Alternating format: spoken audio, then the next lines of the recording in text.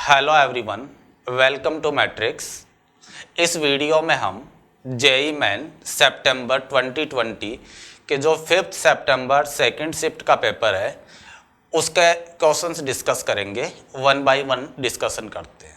तो देखिए क्वेश्चन दे रखा है, which one of the following polymer is not obtain by condensation polymerisation. कौन सा पॉलीमर है जो कंडेंसेशन पॉलीमराइजेशन से फॉर्म नहीं होता है। ऑप्शन हमें दे रखे हैं nylon 6, Buna N, Bakelite, nylon 6। इसका जो करेक्ट आंसर है वो है ब्यूना एन। जो ब्यूना एन है वो कंडेंसेशन पॉलीमराइजेशन से ना फॉर्म होके को पॉलीमराइजेशन से फॉर्म होता है। देखिए सॉल्यूशन देखते हैं।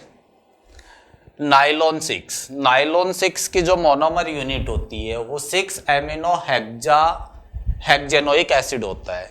ऐसी दो यूनिट्स आपस में कंबाइन होकर नाइलॉन 6 बनाता है। जैसे इसकी एक दूसरी यूनिट में यहां लिख लेता हूं, NH2 CH2 COOH।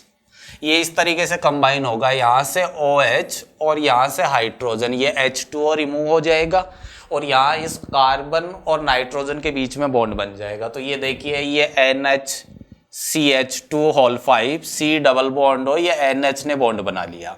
इसी तरीके से ये आगे भी दूसरी यूनिट के साथ कंबाइन हो जाएगा तो इसका तो H2O रिमूव हो जाएगा और ये पीछे से दूसरी यूनिट से कंबाइन होगा तो इसका एक हाइड्रोजन रिमूव हो जाएगा। तो ये एक हाइड्रोजन रिमूव होकर इधर कंबाइन हो जाएगा और इस तरफ से कंबाइन होता जाएगा।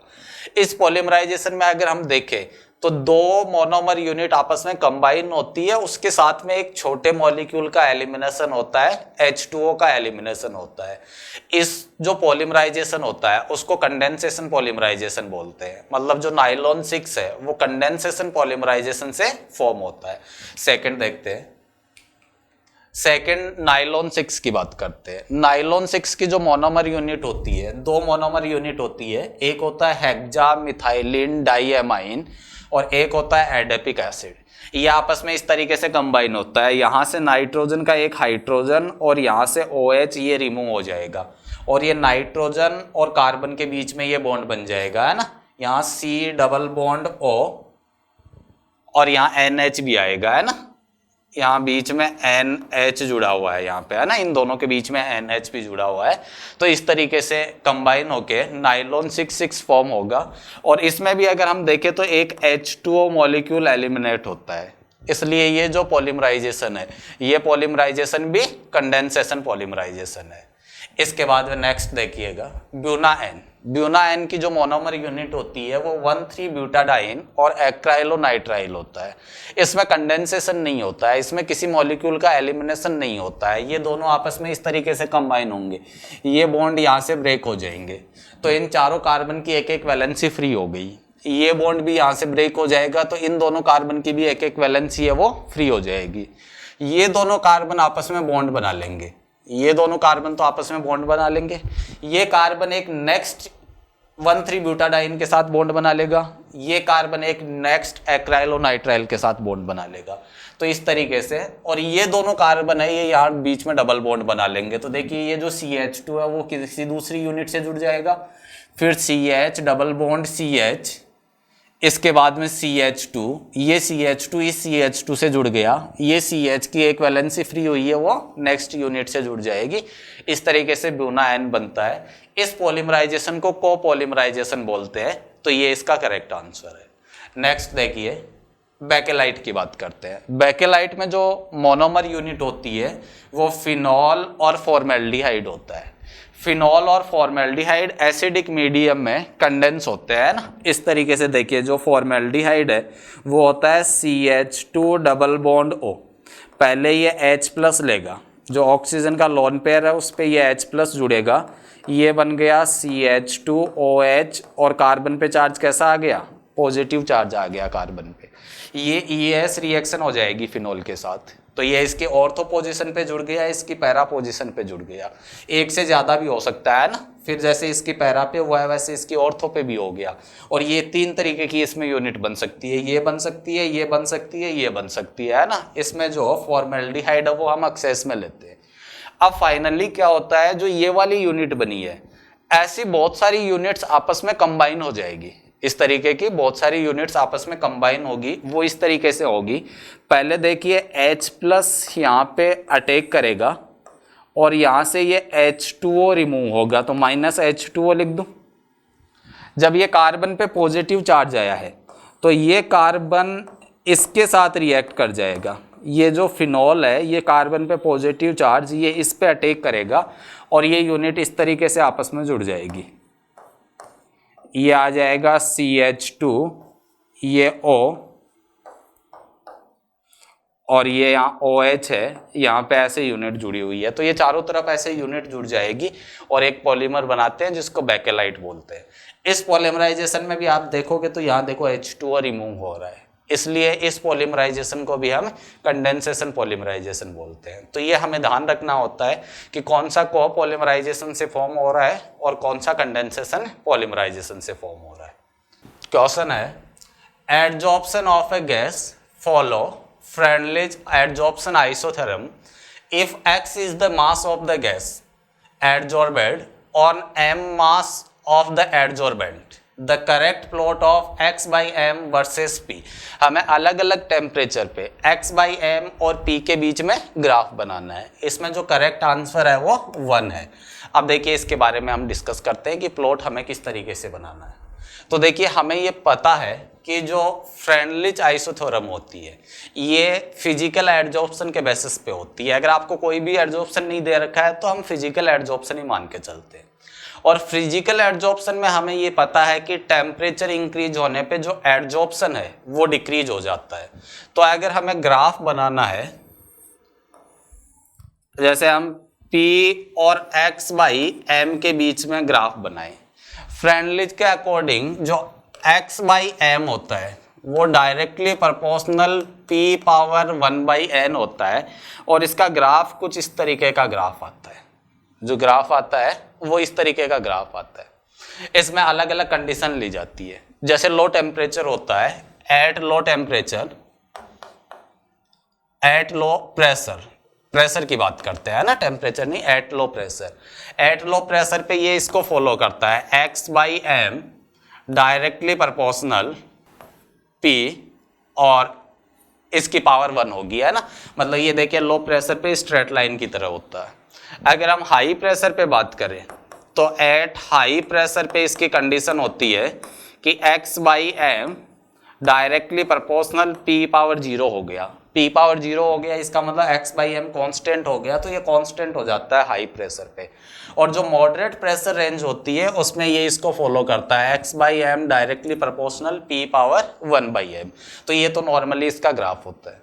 अब अगर हम अलग अलग टेम्परेचर पे बात करें तो हमें पता है कि जैसे जैसे टेम्परेचर इंक्रीज होता है वैसे वैसे जो एडजॉर्प्शन है वो डिक्रीज हो जाता है। जैसे मान लो मैं 2 ग्राफ बना देता हूँ। एक ग्राफ की नेचर तो इसी तरीके की होगी। ये 2 अलग अलग टेम्परेचर पे है, जैसे ये T1 टेम्परेचर पे है, ये T2 टेम्परेचर पे है। हमें देखना है कि T1 और T2 में रिलेशन कैसा होगा, तो हम सेम प्रेशर पे बात कर लेते हैं। ये कोई P प्रेशर सेम प्रेशर पे देखते हैं। अगर सेम प्रेशर पे देखें तो ये इसकी वैल्यू X बाई M की ज़्यादा है इसके लिए, मतलब X की वैल्यू, M तो कांस्टेंट है, सेम मास ऑफ एडजॉर्बेंट के लिए हम बात कर रहे हैं, तो इसके लिए X की वैल्यू ज़्यादा है, मतलब इसके लिए एडजॉर्प्शन ज़्यादा है और इसके लिए एडजॉर्प्शन कम हो रहा है। तो हम बोल सकते हैं इस ग्राफ में जो T1 ग्राफ है उसमें एडजॉर्प्शन ज़्यादा हो रहा है T2 के बजाय। इसका मतलब जो T1 टेम्परेचर है वो T2 टेम्परेचर से कम होगा, कम टेम्परेचर पे एडजॉर्प्शन ज़्यादा होगा। तो देखिए इसी तरीके का ग्राफ होना चाहिए। जैसे जैसे ये ग्राफ ऊपर जा रहा है वैसे वैसे टेम्परेचर है वो कम होता जाएगा, है ना। अब देखिए ऑप्शन में देखते हैं, ये दोनों ग्राफ तो हो नहीं सकते, है ना, इन दोनों में से कोई ग्राफ हो सकते हैं। तो देखिए ये वाला ग्राफ है वो एग्जैक्टली रिप्रेजेंट कर रहा है, ये 270 पे है, 250 से ग्राफ इससे ऊपर आएगा, है ना, क्योंकि 250 टेम्परेचर कम है और कम टेम्परेचर पे एडजॉर्प्शन ज़्यादा होगा, X बाई M की वैल्यू ज़्यादा होगी। 200 और कम टेम्परेचर हो गया तो एडजॉर्प्शन X बाई M की वैल्यू और इंक्रीज हो जाएगी, जबकि इसमें उल्टा दे रखा है, तो इसमें जो एग्जैक्ट आंसर है वो 1 हो जाएगा आंसर। क्वेश्चन है, the correct statement about probability density accept eight infinite distance from the nucleus is, हमें प्रोबेबिलिटी डेंसिटी मतलब साइन स्क्वायर के बारे में बात करनी है। फर्स्ट ऑप्शन दे रखा है it can be 0 for 3b orbital, it can be negative for 2p orbital, it can never be 0 for 2s orbital, it can be 0 for 1s orbital. तो देखिए हम अलग अलग ऑर्बिटल्स के लिए ग्राफ बना के देखते हैं कि कौन से ऑर्बिटल पे के लिए ये 0 हो रही है प्रोबेबिलिटी डेंसिटी। तो देखिए सबसे पहले हम 1s के लिए देखते हैं। हमें पता है कि अगर हमें साइन स्क्वायर में और रेडियस में r में ग्राफ बनाना है तो हमें रेडियल नोड देखने होंगे। अगर हम 1s के लिए बात करें, रेडियल नोड होते हैं, रेडियल नोड का फॉर्मूला होता है n माइनस l माइनस 1। अगर 1s के लिए बात करें तो n की वैल्यू हो जाएगी 1 माइनस l की वैल्यू s के लिए हो गई 0 माइनस 1। इसका मतलब इसमें कितने नोड आ गए? 0 नोड आ गया, तो इसमें कोई नोड नहीं आएगा।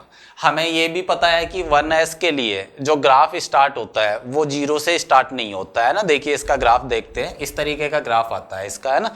साइन स्क्वायर और r में ये यहाँ से ऊपर से स्टार्ट होता है, न्यूक्लियस पे जो इलेक्ट्रॉन प्रोबेबिलिटी है वो 0 नहीं होती है और ये इस लाइन को टच नहीं करेगा, इसमें कोई नोड नहीं होता है।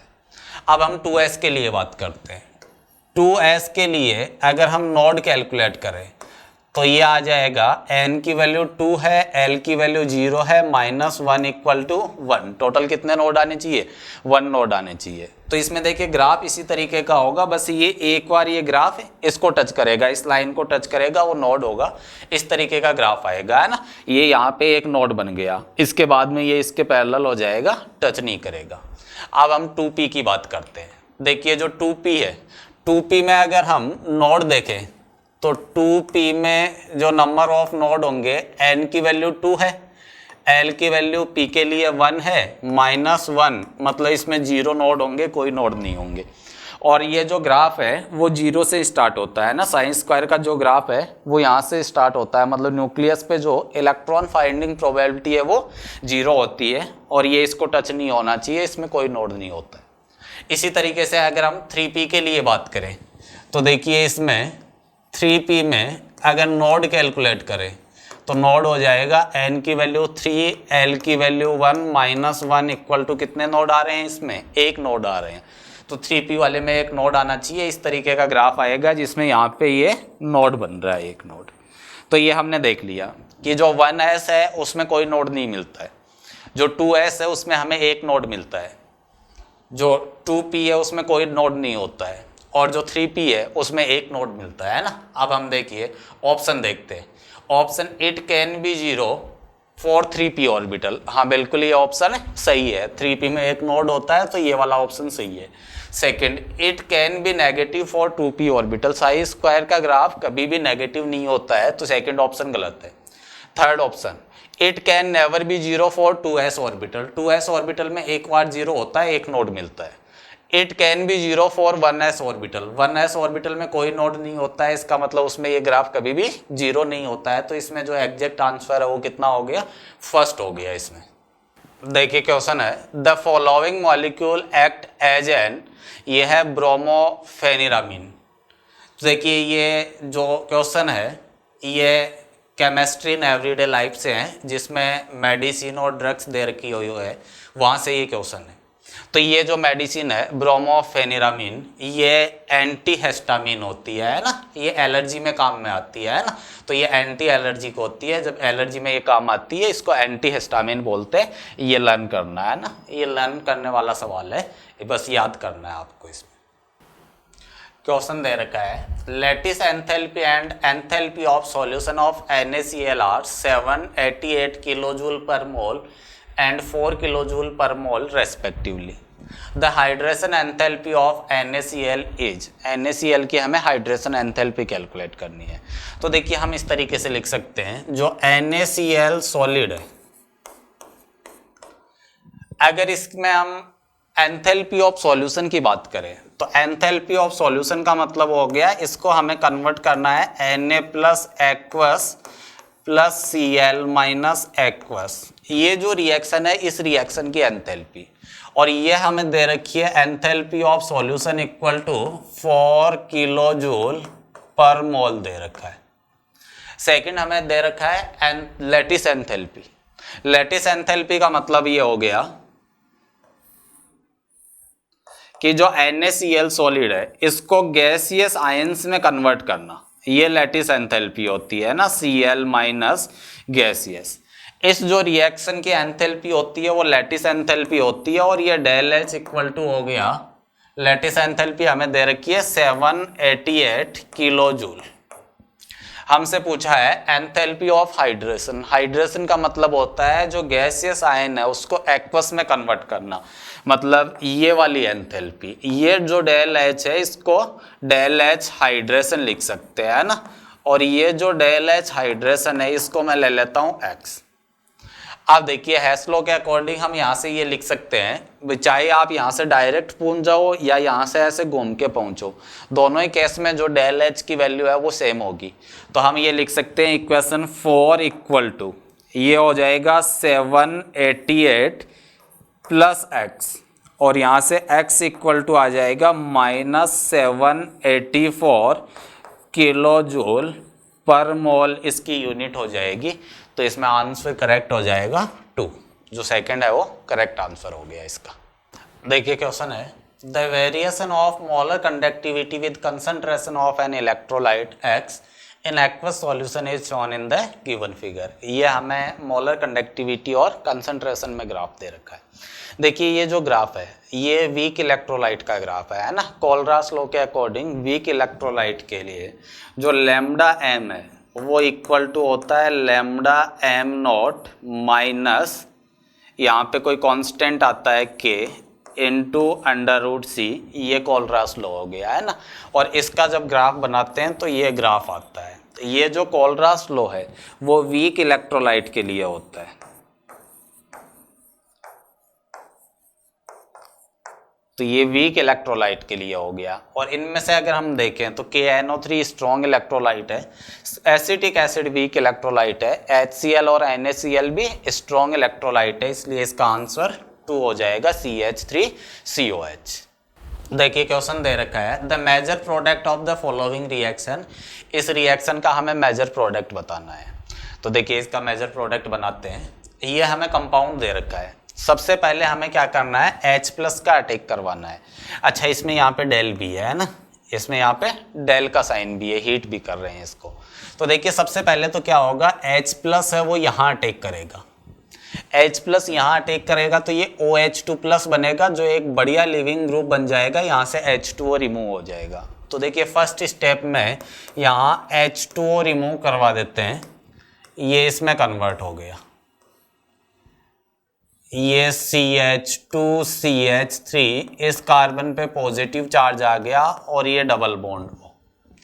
इसके बाद में देखिए हमारे पास कोई न्यूक्लियोफाइल नहीं है। अगर मान लो H2O दिया हुआ होता तो उसका हम अटैक करवा देते हैं ना, बट यहाँ पे हमारे पास कोई न्यूक्लियोफाइल नहीं है। तो हम इसको हीट करेंगे और हीट करवा के एलिमिनेशन करवाएंगे, फिर से H+ रिमूव करवाएंगे। अब देखिए हमारे पास 3 पॉसिबिलिटी है। जो H+ रिमूव होगा वो यहाँ से हो सकता है, यहाँ से हो सकता है और यहाँ से हो सकता है। हमें वो एल्किन बनानी होती है जो सबसे ज़्यादा स्टेबल हो, सेजेब प्रोडक्ट वही होता है। और इसमें जो सबसे ज़्यादा स्टेबल एल्किन होगी वो यहाँ होगी। अगर मैं यहाँ पे डबल बॉन्ड लगाऊंगा तो वो कॉन्जुगेशन में आ जाएगा, कॉन्जुगेटेड बनेगा ये सिस्टम, है ना। तो यहाँ से हम H+ रिमूव करवा देंगे, है ना। ये H+ रिमूव करवाएंगे, जो प्रोडक्ट है वो प्रोडक्ट ये बन जाएगा। ये CH2CH3 यहाँ डबल बॉन्ड O, ये प्रोडक्ट बनेगा, कॉन्जुगेटेड प्रोडक्ट बनेगा। तो देखिए इसमें जो आंसर है वो आंसर ये 3rd हो जाएगा। जो कॉन्जुगेटेड एल्किन बना रखा है वो वाला इसमें करेक्ट आंसर हो जाएगा। क्वेश्चन है boron and silicon of very high purity can be obtain through. Boron और सिलिकॉन वेरी हाई प्योरिटी में ऑब्टेन करना है, कौन सी प्रोसेस से? Electrolytic refining, vapour phase refining, zone refining और लिक्वेशन। ये मेटलर्जी वाले चैप्टर से है ना।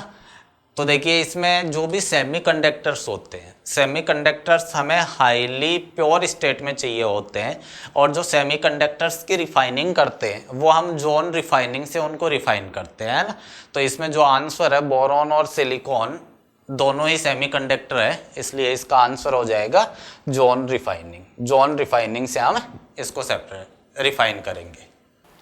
क्वेश्चन है the compound that has the largest HMH bond angle M equal to NOS और CH, इन कंपाउंड में ये M हो सकता है। तो देखिए इसमें बॉन्ड एंगल देखते हैं। जैसे H2O में अगर बात करें तो H2O की ये स्ट्रक्चर होती है, इसमें 2 लोन पेयर होते हैं ऑक्सीजन के पास, sp3 हाइब्रिडाइजेशन होता है।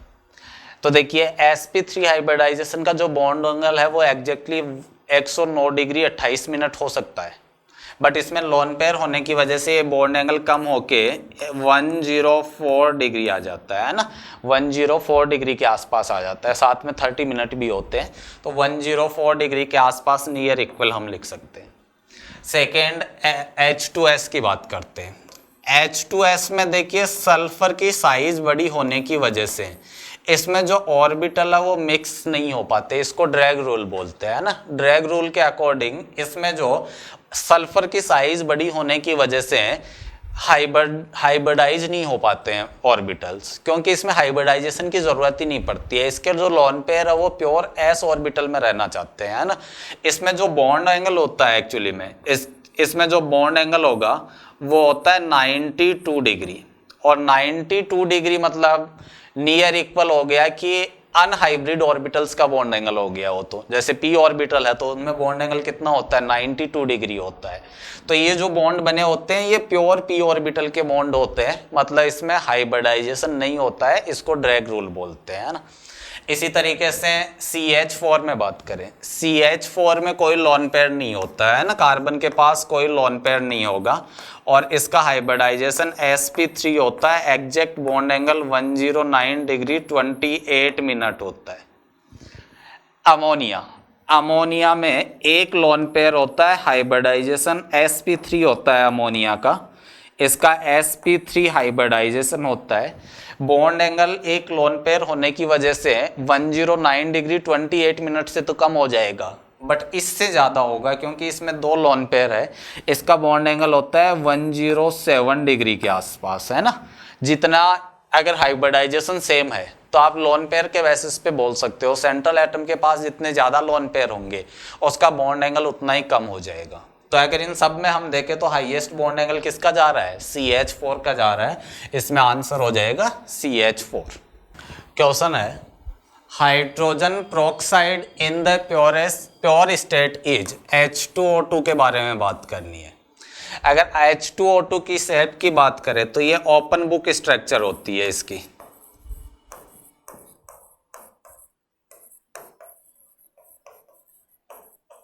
खुली किताब की तरह स्ट्रक्चर होती है ना, इस तरीके से स्ट्रक्चर होती है, ओपन बुक की तरह स्ट्रक्चर होती है इसकी, है ना।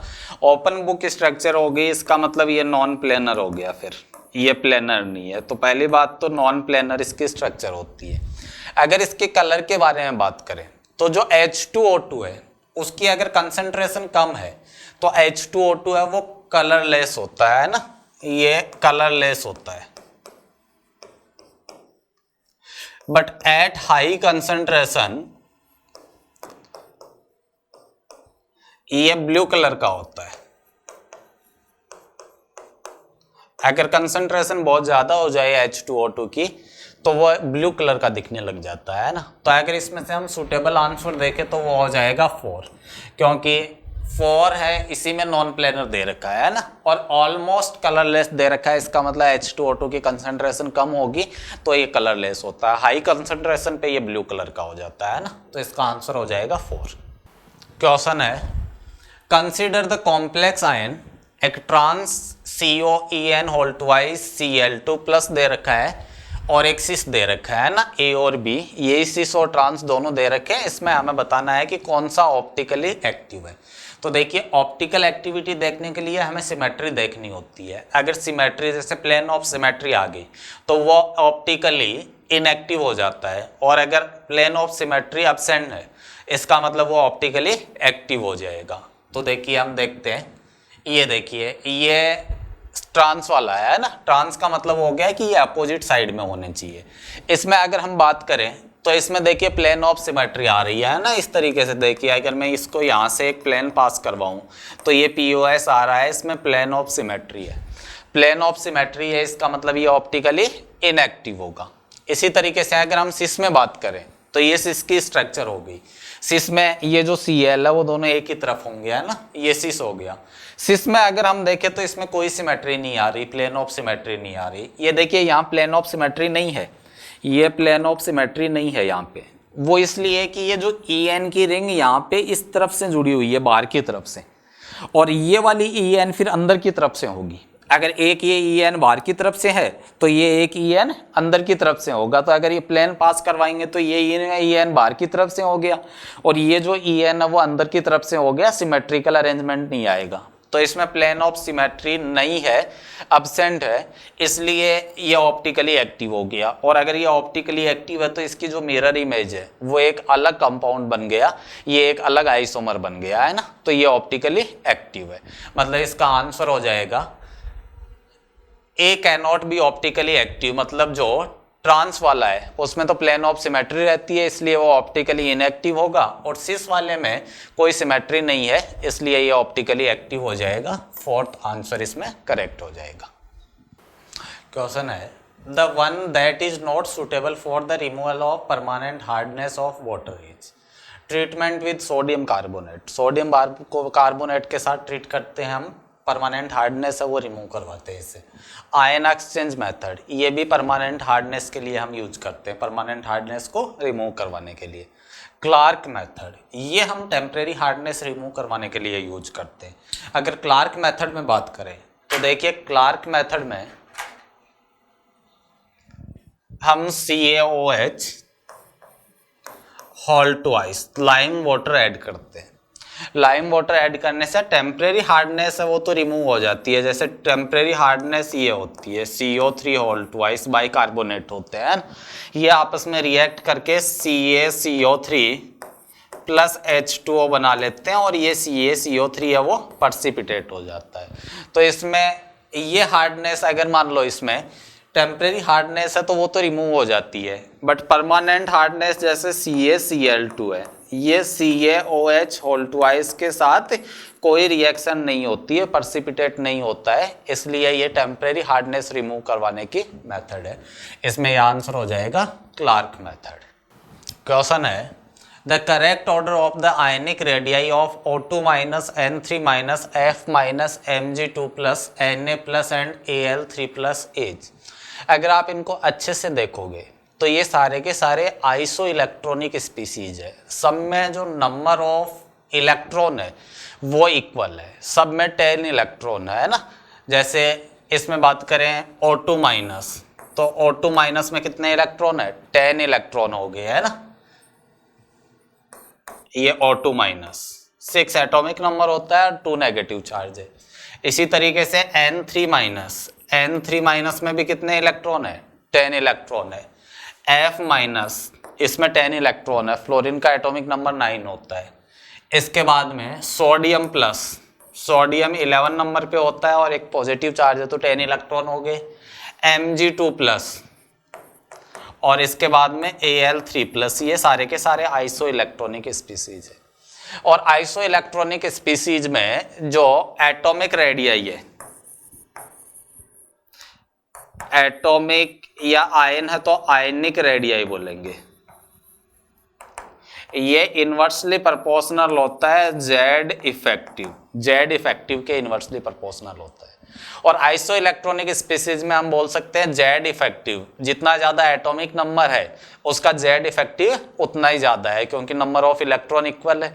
इन सब में देखें तो एल्यूमिनियम का जेड इफेक्टिव सबसे ज्यादा है, उसका एटॉमिक नंबर सबसे ज्यादा है, तो उसकी रेडियस सबसे कम हो जाएगी।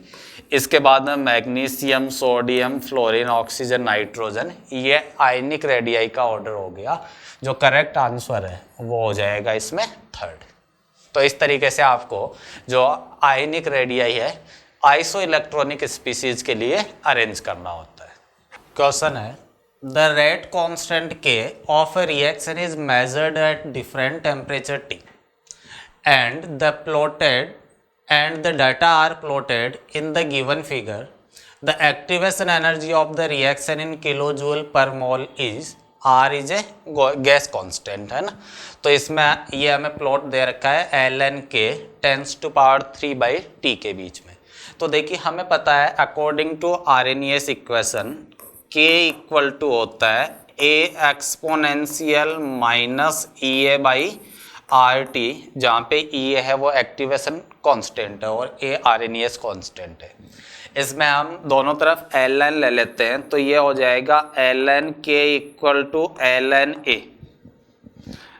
और ये हो जाएगा plus ln exponential minus EA by RT। इसको थोड़ा सा सिंप्लीफाई कर देता हूँ, तो ये हो गया ln k इक्वल टू, इसमें अगर मैं देखूँ तो ये हो जाएगा minus EA by RT plus ln A, और इसको थोड़ा सा और चेंज कर लेते हैं, ये हो गया ln k equal to minus EA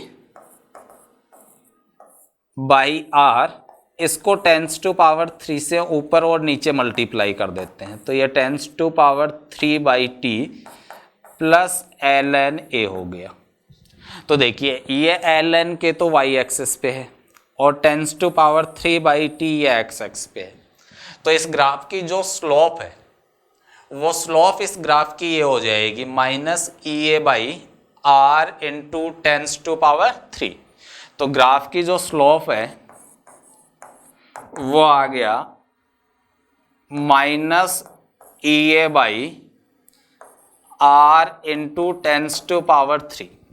और अगर हम ग्राफ से स्लोप कैलकुलेट करें तो ग्राफ से स्लोप होती है y2 minus y1 divide by x2 minus x1 है ना।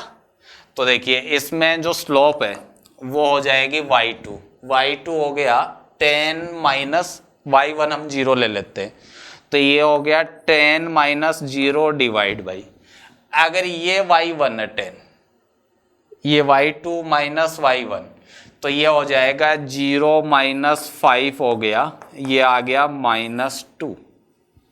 यहाँ से अगर हम EA कैलकुलेट करें तो एक्टिवेशन एनर्जी इक्वल टू आ जाएगा 2R into tens to power 3, और इसकी यूनिट क्या आ जाएगी, जूल में यूनिट आ जाएगी है ना, क्योंकि R है वो जूल में होता है। अब अगर किलो जूल में कन्वर्ट करना है तो टेंस टू पावर 3 से डिवाइड कर देंगे, तो ये आ गया 2R किलो जूल, और ये पर मोल होता है ना, R की यूनिट पर मोल होती है, तो ये पर मोल हो गया है ना।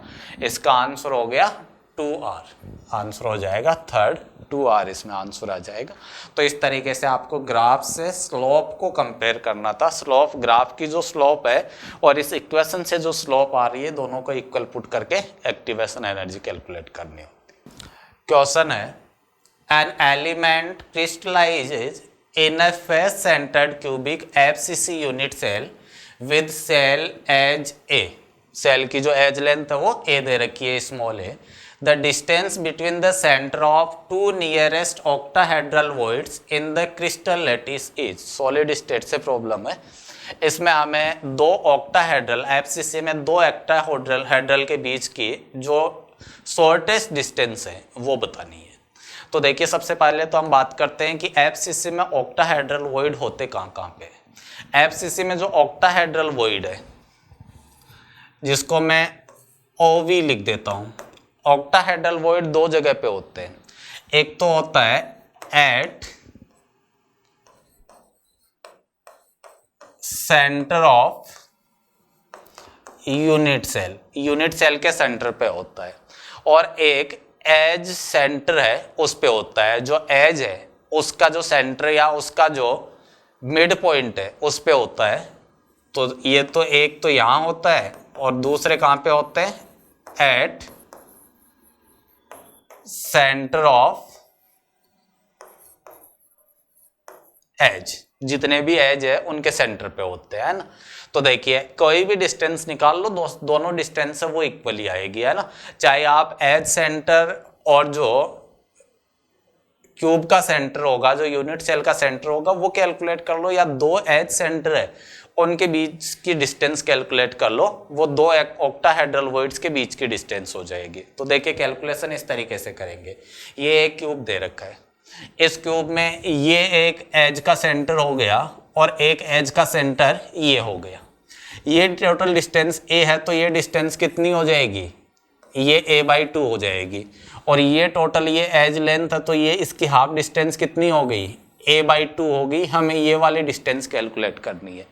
ये जो एंगल है वो 90 डिग्री का एंगल है।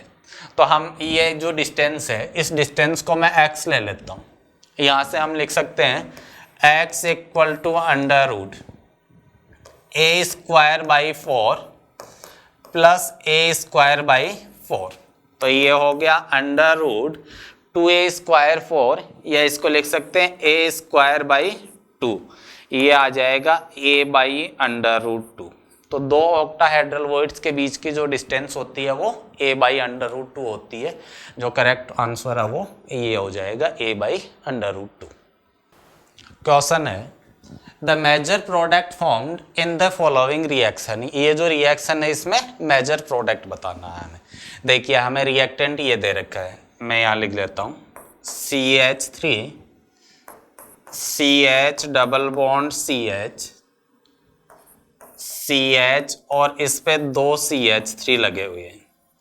इसकी रिएक्शन हमें HBr के साथ करवानी है। तो ये इलेक्ट्रोफिलिक एडिशन रिएक्शन होगी। पहले H प्लस डबल बॉन्ड पे अटैक करेगा, यहाँ से तो ये Br माइनस है वो रिमूव हो गया। H प्लस अगर इस कार्बन से जुड़ेगा तो पॉजिटिव चार्ज इस कार्बन पे आएगा, और अगर H प्लस इस कार्बन से जुड़ेगा तो पॉजिटिव चार्ज इस कार्बन पे आएगा। हमें वो इंटरमीडिएट, वो कार्बोकेटाइन बनाना होता है जो ज़्यादा स्टेबल हो। अगर मैं यहाँ कार्बोकेटाइन बने तो इसके पास अल्फा हाइड्रोजन 3 तो ये हो जाएंगे, एक ये हो जाएगा, टोटल 4 अल्फा हाइड्रोजन होंगे। अगर यहाँ कार्बोकेटाइन बनेगा तो 2 अल्फा हाइड्रोजन ये है, 1 ये है, टोटल कितने होंगे, 3 अल्फा हाइड्रोजन होंगे। तो हमें कौन सा कार्बोकेटाइन बनाना है, 4 अल्फा हाइड्रोजन वाला कार्बोकेटाइन बनाना है। ये वाला कार्बोकेटाइन बनाएंगे CH2CH और इस पे 2 CH3 जुड़े हुए है ना, ये कार्बोकेटाइन बनेगा। अब इस कार्बोकेटाइन में कोई रीअरेंजमेंट नहीं हो रहा भैया। अगर इस तरफ तो हम जाएंगे नहीं क्योंकि उसकी स्टेबिलिटी कम है। यहाँ कार्बोकेटाइन हाइड्राइड शिफ्ट करवाएंगे तो अल्फा हाइड्रोजन कम हो जाएगा। इस तरफ ये 1 डिग्री है तो कोई रीअरेंजमेंट नहीं होगा, कोई शिफ्टिंग नहीं होगी इसमें। इसका मतलब फाइनल प्रोडक्ट बनाने के लिए हम क्या करेंगे, Br माइनस है इसका अटैक करवा देंगे इस पे। तो ये कन्वर्ट हो जाएगा CH3CH, यहाँ पे Br जुड़ गया, CH2CH3 होल ट्वाइस। अगर ऑप्शन चेक करें तो सेकंड ऑप्शन हो जाएगा CH3CH, इस पे एक Br है, CH2CH पे 2 CH3 लगे हुए हैं। करेक्ट आंसर कौन सा हो जाएगा, सेकंड आंसर इसमें करेक्ट हो जाएगा। तो देखिए सबसे पहला यही ध्यान रखना है कि H प्लस का अटैक करवाओ तो वो कार्बोकेटाइन बनाना है आपको जो कार्बोकेटाइन ज़्यादा स्टेबल है।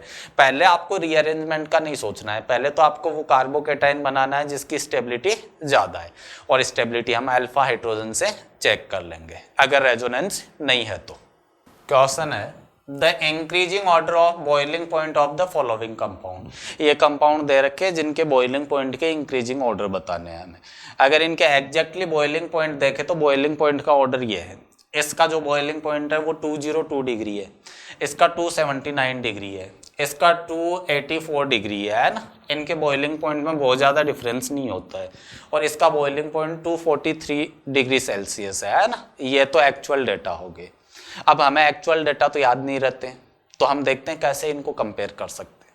जैसे इसमें अगर बात करें तो इसमें सिर्फ यहाँ से हाइड्रोजन बॉन्डिंग हो सकती है ना, ये OH ग्रुप है, ये हाइड्रोजन बॉन्डिंग बना सकता है। इसमें ये भी हाइड्रोजन बॉन्डिंग बना सकता है, ये भी हाइड्रोजन बॉन्डिंग बना सकता है। मतलब एक्चुअली हम बोल सकते हैं कि चारों में ये हाइड्रोजन बॉन्डिंग तो इक्वल सी है लगभग। चारों में OH ग्रुप है जो हाइड्रोजन बॉन्डिंग बना सकता है, इसमें ये हाइड्रोजन बॉन्डिंग बना सकता है, इसमें जो NH2 है ये भी हाइड्रोजन बॉन्डिंग बना सकता है, इसमें जो ये OCH3 है इसकी हाइड्रोजन बॉन्डिंग वीक होती है, इसकी जो H बॉन्डिंग है वो वीक होती है, जैसे ईथर में होती है। जो ईथर है वो हाइड्रोजन बॉन्डिंग उसकी वीक होती है। उसका रीजन ये होता है कि ये जो OCH3 है ये हाइड्रोफोबिक होता है, मतलब ये वाटर को रिपेल करता है। तो इसके रिपल्सन की वजह, दूसरा इसकी साइज बड़ी होती है, तो ये पास में H2O के मॉलिक्यूल या ये दूसरे मॉलिक्यूल को हाइड्रोजन बॉन्डिंग के लिए अप्रोच नहीं करने देता है। तो इसकी जो हाइड्रोजन बॉन्डिंग है वो वीक होती है। तो हम ये बोल सकते हैं कि सबसे कम बॉइलिंग पॉइंट तो इसका होगा, क्योंकि इसमें सिर्फ एक ही ग्रुप है जो हाइड्रोजन बॉन्डिंग बना सकता है। इन दोनों से इसका बॉइलिंग पॉइंट कम होगा, क्योंकि इसमें ये वाला पार्ट है, इससे हाइड्रोजन बॉन्डिंग कम बनेगी। इन दोनों में कंपेयर करें तो दोनों में ही हाइड्रोजन बॉन्डिंग होती है। बट देखिए इसका जो मॉलिक्यूलर वेट है वो इसके मॉलिक्यूलर वेट से ज्यादा होता है। तो हमें पता है कि पहले हम हाइड्रोजन बॉन्डिंग देखते हैं और हाइड्रोजन बॉन्डिंग के बाद में जो बॉइलिंग पॉइंट है उसमें मॉलिक्यूलर वेट देखते हैं। जिसका मॉलिक्यूलर वेट ज्यादा होता है उसका बॉइलिंग पॉइंट ज्यादा होता है। तो हाइड्रोजन बॉन्डिंग से तो हम डिफरेंशिएट नहीं कर सकते, बट मॉलिक्यूलर वेट से बोल सकते हैं कि इसका मॉलिक्यूलर वेट ज्यादा है, इसलिए इसका बॉइलिंग पॉइंट हल्का सा इससे ज्यादा हो जाएगा। तो अगर हम ऑर्डर देखें तो ऑर्डर ये हो जाएगा, सेकंड का सबसे ज्यादा, फिर थर्ड, फिर फोर्थ, और सबसे कम कौन सा हो जाएगा, फर्स्ट का बॉइलिंग पॉइंट है वो सबसे कम हो जाएगा। ये ऑर्डर आ जाएगा इसमें, फोर्थ ऑप्शन है वो करेक्ट आंसर हो जाएगा। क्वेश्चन है, among the following compounds geometrical isomerism is exhibited by. Geometrical isomerism के लिए दो कंडीशन होती है। रेस्ट्रिक्टेड रोटेशन होनी चाहिए, दो कंडीशन हो सकती है रेस्ट्रिक्टेड रोटेशन में, एक डबल बॉन्ड की वजह से हो सकती है, एक रिंग की वजह से हो सकती है। दोनों में कंडीशन ये है, डबल बॉन्ड वाले में तो कंडीशन ये है कि जो कार्बन डबल बॉन्ड कार्बन है, इस कार्बन की ये दोनों वैलेंसी है, ये दोनों वैलेंसी डिफरेंट होनी चाहिए, और इस कार्बन की भी जो दो वैलेंसी होगी ये दोनों वैलेंसी आपस में डिफरेंट होनी चाहिए, है ना। ये आपस में मैच हो सकती है बट कार्बन की दोनों वैलेंसी है वो डिफरेंट होनी चाहिए। रिंग में कंडीशन ये होती है कि रिंग में कोई दो कार्बन होने चाहिए जिनकी वैलेंसी डिफरेंट हो। जैसे मान लो इस कार्बन की दोनों वैलेंसी है वो डिफरेंट है, और एक कोई और कार्बन हो जिसकी भी दोनों वैलेंसी डिफरेंट हो, ये आपस में डिफरेंस होनी चाहिए डिफरेंट, ऐसे मैच हो सकती है, उससे कोई फर्क नहीं पड़ेगा। अगर ऐसी कंडीशन है तो वो ज्योमेट्रिकल आइसोमेरिज्म से वो कर सकता है। अब देखिए इसमें अगर हम देखें तो रिंग में कोई भी दो कार्बन नहीं है जिनकी दो वैलेंसी है, दो डिफरेंट वैलेंसी है। डबल बॉन्ड में बात करें तो इस कार्बन की तो दोनों वैलेंसी डिफरेंट है, बट इस कार्बन की दोनों वैलेंसी सेम है, इसका मतलब ये ज्योमेट्रिकल आइसोमेरिज्म से वो नहीं कर पाएगा। इसमें देखिए अगर हम इसमें बात करें तो इसमें देखिए ये जो कार्बन है इस कार्बन की दोनों वैलेंसी डिफरेंट है, बट ये जो कार्बन है इस कार्बन की दोनों वैलेंसी ये सिमिलर है। ये दोनों वैलेंसी सिमिलर होने की वजह से ये भी ज्योमेट्रिकल आइसोमेरिज्म इस डबल बॉन्ड से ज्योमेट्रिकल आइसोमेरिज्म शो नहीं कर पाएगा।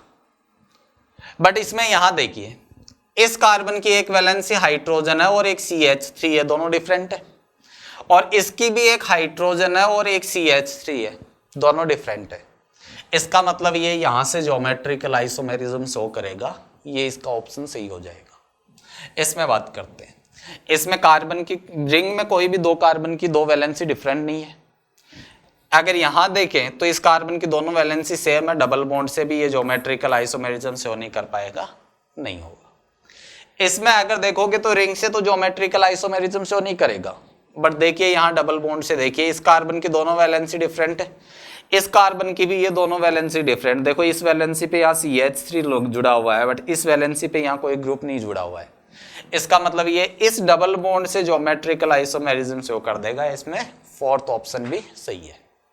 क्वेश्चन है, the final major product of the following reaction. ये रिएक्शन दे रखी है, इसका मेजर प्रोडक्ट बनाना है।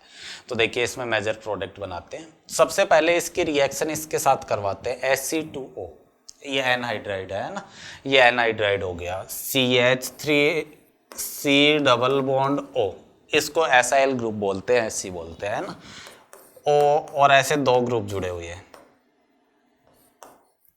तो देखिए रिएक्शन इस तरीके से होती है, नाइट्रोजन का लोन पेयर है, ये यहाँ अटैक करेगा और ये ग्रुप यहाँ से रिमूव हो जाएगा।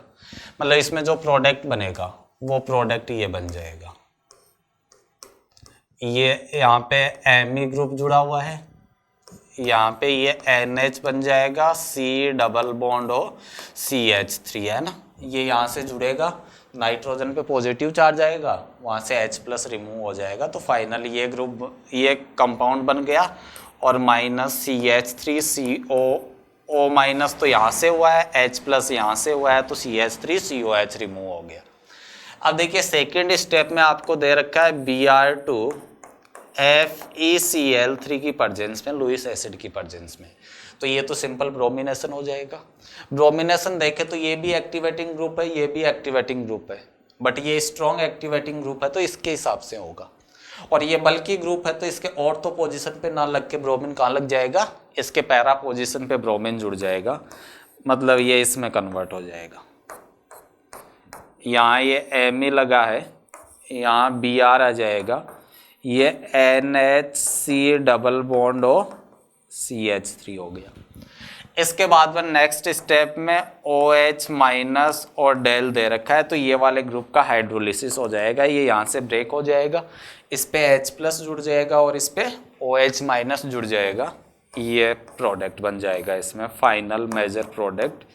यहाँ पे तो Me, यहाँ Br, यहाँ NH2, ये NH2 प्लस साथ में CH3 COOH बन गया, तो ये मेजर प्रोडक्ट बन गया। मतलब NH2 के सामने Br है और Br के पास में Me लगा हुआ है, इसमें ये आंसर हो जाएगा। NH2 के सामने Br है और Br के पास में Me जुड़ा हुआ है, ये इसमें मेजर प्रोडक्ट हो जाएगा। क्वेश्चन है considering that del nought is greater than P, मतलब इसमें जो डेल नोट की एनर्जी है वो P से ज़्यादा है ना, पेयरिंग एनर्जी से ज़्यादा है, इसका मतलब इसमें हमें पेयरिंग करवानी है, ये जो कॉम्प्लेक्स है इस कॉम्प्लेक्स में पेयरिंग करवानी है।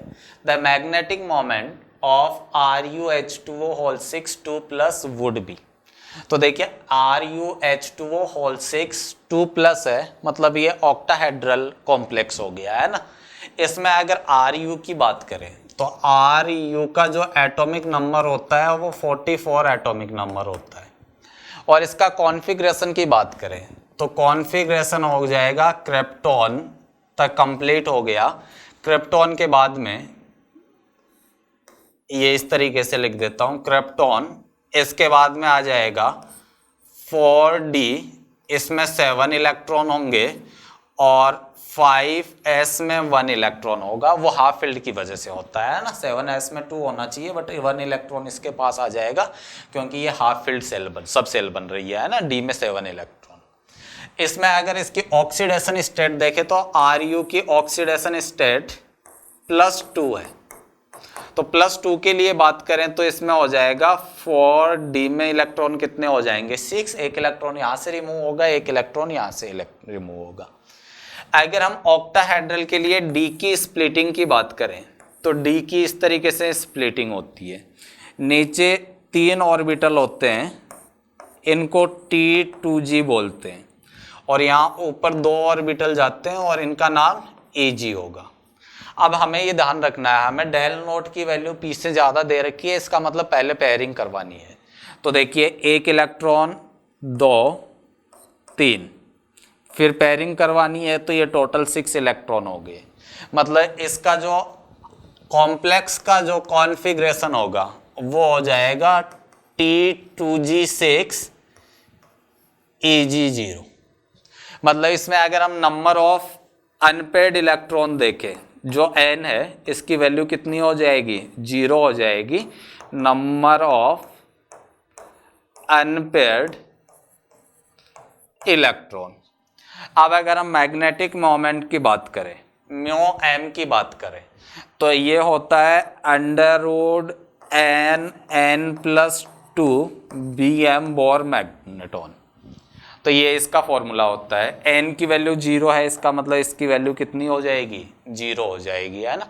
तो इसका जो आंसर आएगा वो 0 आंसर आ जाएगा। इस तरीके से आपको चेक करना है।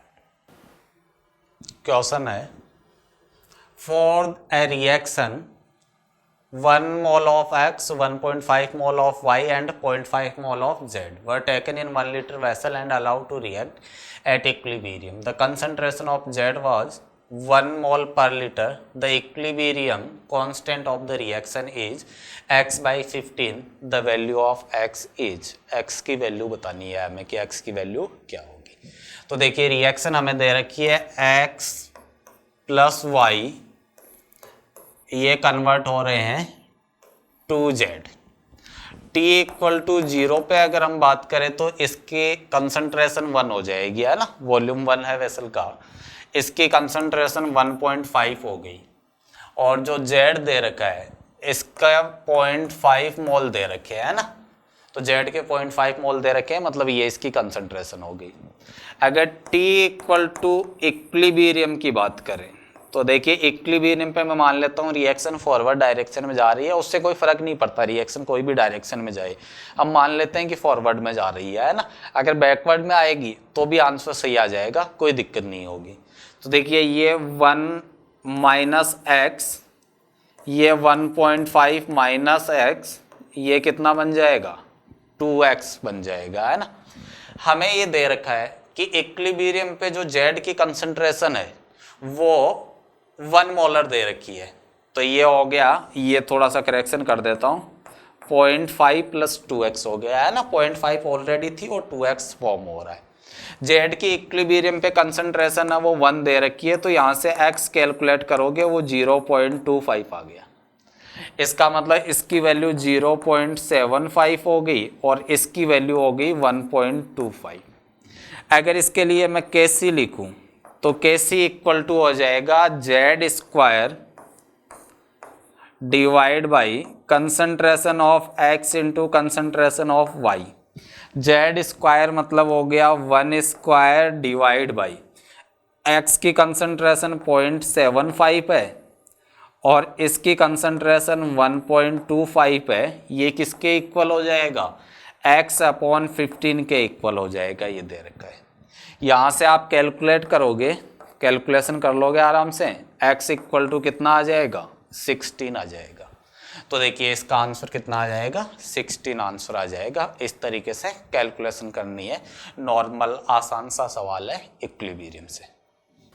क्वेश्चन है the volume in ml of 0.02 molar K2Cr2O7 solution required to react with 0.288 gram of ferrous oxalate in acidic medium is, और हमें Fe का जो मोलर मास है वो दे रखा है 56 ग्राम पर मोल। तो देखिए इसमें कैलकुलेशन करते हैं,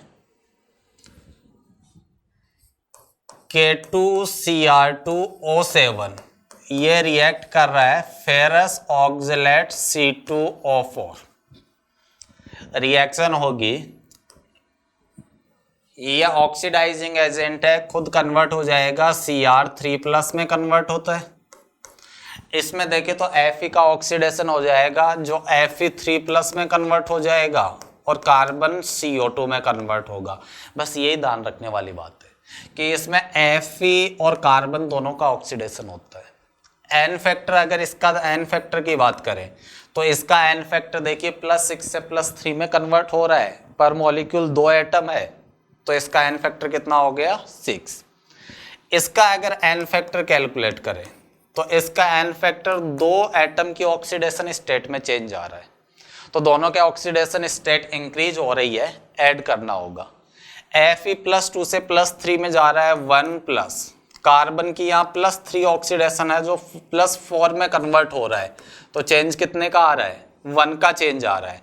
और कार्बन कितने 2 कार्बन है, मतलब इसका एन फैक्टर टोटल कितना हो गया 3 हो गया, है ना। फिर से बता देता हूँ एन फैक्टर, इसका यहाँ ऑक्सीडेशन स्टेट कैलकुलेट करोगे तो +6 ऑक्सीडेशन स्टेट होगी, चेंज 3 का है, पर मोल 2 एटम है तो टोटल चेंज कितने का हो गया 6। इसमें Fe में 1 का चेंज आ रहा है, पर मॉलिक्यूल 1 एटम है तो Fe के लिए एन फैक्टर 1 हो गया। कार्बन में भी 1 का चेंज आ रहा है, बट पर मॉलिक्यूल 2 कार्बन है तो 2 × 1 ये टोटल चेंज हो गया कार्बन का, और पूरे मॉलिक्यूल के लिए चेंज कितने का आ गया 3 का, ये इसका एन फैक्टर हो गया। अब देखिए मोलर मास कैलकुलेट करते हैं इसका। FeC2O4, इसका मॉलिक्यूलर मास देखते हैं कि FeC2O4 इसका मोलर मास कितना है। Fe का हमें दे रखा है 56 प्लस 2 इंटू कार्बन का 12 होता है, 4 इंटू ऑक्सीजन का 16 होता है, ये टोटल कितना हो जाएगा 144 हो जाएगा। अगर हम मोल कैलकुलेट करें कि FeC2O4 के मोल कितने होंगे, तो इसके मोल हो जाएंगे, इसका जो मास है वो मास हमें दे रखा है 0.288 डिवाइड बाई 144, तो ये आ जाएगा, इसको कैंसिल आउट कर देंगे तो 2 इंटू 10⁻³ मोल आ गए, ये इसके नंबर ऑफ मोल आ गए। अब देखिए किसी भी रिएक्शन में अगर इक्विवेलेंट कॉन्सेप्ट की बात करें तो हम बोलेंगे कि दोनों के नंबर ऑफ ग्राम इक्विवेलेंट है वो इक्वल होने चाहिए। तो हम बोल सकते हैं number of gram equivalent of K2Cr2O7 equal to number of gram equivalent of FeC2O4। इसके अगर ग्राम इक्विवेलेंट कैलकुलेट करें तो इसकी मोलैरिटी इनटू इसका n फैक्टर, ये तो नॉर्मलिटी हो गई, इनटू इसका अगर वॉल्यूम में ml में ले रहा हूं, ये वॉल्यूम अगर ml में ले तो इसको 10⁻³ से मल्टीप्लाई करना होगा, क्योंकि नंबर ऑफ ग्राम इक्विवेलेंट के लिए वॉल्यूम है वो लीटर में यूज करना होगा। इक्वल टू हम लिख सकते हैं इसके नंबर ऑफ ग्राम इक्विवेलेंट हो जाएंगे इसके number of mole divide by इसका n फैक्टर कितना है, n फैक्टर होगा 3। यहां से कैलकुलेशन कर लोगे आराम से, कैलकुलेशन आसान सी कैलकुलेशन है। यहां से अगर मैं v कैलकुलेट करूं और v किस में ले रहे हैं ml में ले रहे हैं, तो इसका आंसर कितना आ जाएगा 50। मतलब इसमें जो हमें K2Cr2O7 के वॉल्यूम की जो ज़रूरत होगी वो कितनी होगी 50 ml ज़रूरत होगी। इस तरीके से कैलकुलेशन करनी है। क्वेश्चन है number of chiral carbon present in sucrose is, sucrose में हमें कायरल कार्बन बताने हैं। तो देखिए सुक्रोज है, उसमें एक ग्लूकोज यूनिट होती है और एक फ्रक्टोज यूनिट होती है ना। दोनों के बीच में जो ग्लाइकोसाइडिक लिंकेज होता है वो 1 ग्लाइकोसाइडिक लिंकेज होता है। जो ग्लूकोज है उसका भी एनोमेरिक कार्बन यूज होता है और फ्रक्टोज का भी एनोमेरिक कार्बन यूज होता है ना। ये इस तरीके की स्ट्रक्चर होती है। जो ग्लूकोज है इसका भी एनोमेरिक कार्बन यूज होगा और फ्रक्टोज का भी एनोमेरिक कार्बन यूज होगा। इसमें अगर हम कायरल कार्बन देखें तो जहां मैंने स्टार लगा रखे हैं वो सारे के सारे कायरल कार्बन है। ये 1 2 3 4 5 6 7 8 9 टोटल 9 इसमें कायरल कार्बन होते हैं। तो इसका आंसर हो जाएगा 9। आसान सा सवाल है बायोमोलिक्यूल से, है ना। बायोमोलिक्यूल में हमें पता है कि ग्लूकोज और फ्रक्टोज है, इन दोनों से मिलके सुक्रोज यूनिट बनी हुई होती है जिसकी स्ट्रक्चर इस तरीके की होती है। इसमें कायरल कार्बन मतलब हमें वो कार्बन ढूंढने हैं जिसकी चारों वैलेंसी डिफरेंट हो, वो कायरल कार्बन हो जाएंगे, है ना। तो जहां जहां मैंने स्टार लगा रखा है ये सारे के सारे कार्बन की चारों वैलेंसी डिफरेंट है, इसलिए ये 9 कायरल सेंटर हो जाएंगे इसमें। क्वेश्चन है for a dimerisation reaction 2A gaseous goes to A2 gaseous at 298 Kelvin, del U del S naught दे रखा है आपको, then the del G naught will be। तो हमें पता है कि देखिए del G नोट का जो फॉर्मूला होता है वो del H note minus T del S note होता है। इसके लिए हमें del H नोट की ज़रूरत पड़ेगी और del H नोट हम इस तरीके से कैलकुलेट कर सकते हैं। केमिकल रिएक्शन के लिए हमें डेल यू नोट दे रखा है, तो डेल एच नोट हो जाएगा del U nought plus del N G into R T. इस रिएक्शन के लिए डेल एन जी कैलकुलेट करें। डेल एन जी होता है प्रोडक्ट में गैसियस मोल माइनस रिएक्टेंट में गैसियस मोल, तो ये हो जाएगा 1 - 2 = -1। यहाँ से जो डेल एच नोट है वो हो जाएगा डेल यू नोट की वैल्यू दे रखी है -20 × 10⁻³ लिख देता हूँ, जूल में ले लेते हैं क्योंकि आर की वैल्यू भी जूल में यूज करेंगे, आंसर जूल में आ जाएगा। ये आ जाएगा plus del N G minus 1 है, आर की वैल्यू 8.314 होती है जूल में और टेम्परेचर 298 केल्विन दे रखा है। तो ये डेल एच नोट की वैल्यू आ गई। यहाँ से डेल जी नोट अगर कैलकुलेट करें तो वो होगा del H nought -20 into 10⁻³ minus 8.314 into 298, ये तो डेल एच नोट हो गया। फिर minus T del S, 298 T है और डेल एस की वैल्यू हमें जूल में दे रखा है -30। यहाँ से हमें कैलकुलेशन करनी है डेल जी नोट की, और जब यहाँ से डेल जी नोट कैलकुलेट करेंगे तो वो आ जाएगा -13537.57 के आसपास आएगा, है ना। तो इसका जो नियरेस्ट इंटीजर हम देखें, नियरेस्ट इंटीजर आंसर ये हो जाएगा। इसकी यूनिट क्या आ जाएगी, जूल यूनिट रहेगी, है ना। तो ये थर्मोडायनेमिक्स से सवाल है, बढ़िया ठीक सवाल है। इसमें हमें मतलब बेसिकली इसमें मेन चीज़ यही है ना कि डेल एच नोट आपको कैलकुलेट करना है। आपको ये पता होना चाहिए कि केमिकल रिएक्शन के लिए del H nought equal to del U nought plus del N G into R T होता है। यहाँ से डेल एच नोट कैलकुलेट करके हम इस फॉर्मूले में पुट कर देंगे। डेल एस नोट हमें दे रखा है, डेल यू नोट हमें दे रखा था, उससे डेल एच नोट कैलकुलेट करके डेल जी नोट कैलकुलेट कर लेंगे।